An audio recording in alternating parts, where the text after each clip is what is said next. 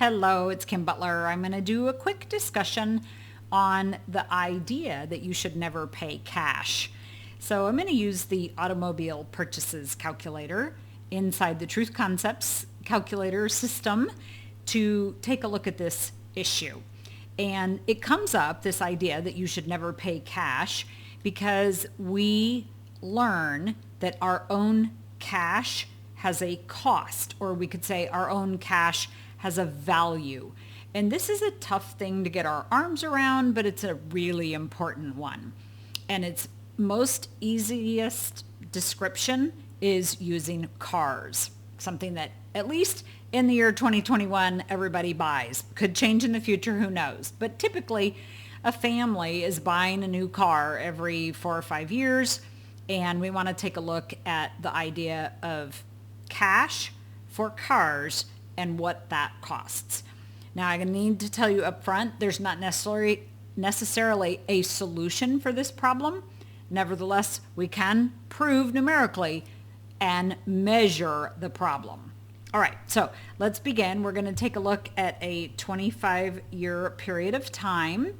And let's say that we have $100,000 in an account. It'd just be a savings account or something. And we're not adding anything to it at this point. I'm just going to keep this illustration really simple. We are not increasing what we might be adding to it, which would be an important thing to do, but not happening. However, this account is earning 2%. Now, that's just net of taxes. I'm not going to say where that might be able to happen. Kind of tough in today's world, but doable. So that's the facts so far.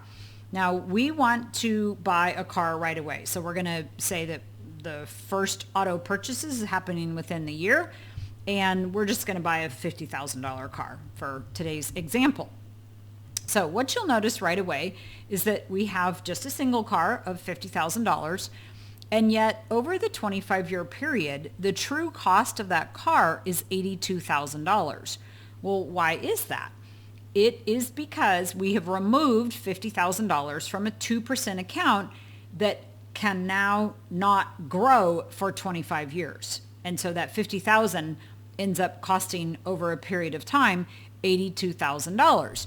And the account itself would have grown to $164,000, but because that $50,000 got removed up here in the first year, that $50,000 didn't grow to $82,000, and so the actual asset value is $82,000.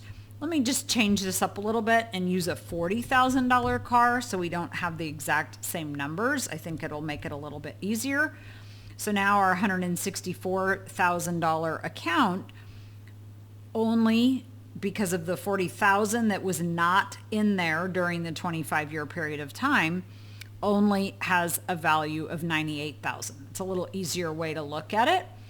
And this is why we say never pay cash, because if you've paid cash, you have a cost. Our friends in Louisiana say it this way: you either pay up interest or you pass up interest. Paying up means you would pay to a bank or a car financing company. Well, you pass up interest in your own savings account if you don't pay up interest. So you want to remember that when you're thinking about cash, it's not zero. It's not just, in this example, $40,000.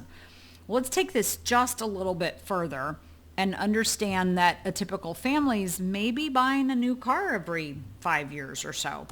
And so then we have a total cumulative auto cost, so $40,000 every 5 years, so 5 total cars during this 25-year period. And the true cost of all of those vehicles is $271,000. So again, this is not one of those things that is with a solution. It's just information that is good for us to know so that we can make decisions. And maybe we drive that new car a little bit longer, or maybe we don't buy a brand new model. Maybe we buy something coming off a lease for 1 or 2 years. The most important message is that we realize that our own cash has a cost, or if you want to turn that around, our own cash has a value, and it's literally measured by whatever interest rate we are earning on the dollars that we might use to buy said automobile. So I hope that this is helpful. And again, this is from the Truth Concepts calculator known as Automobile Purchases.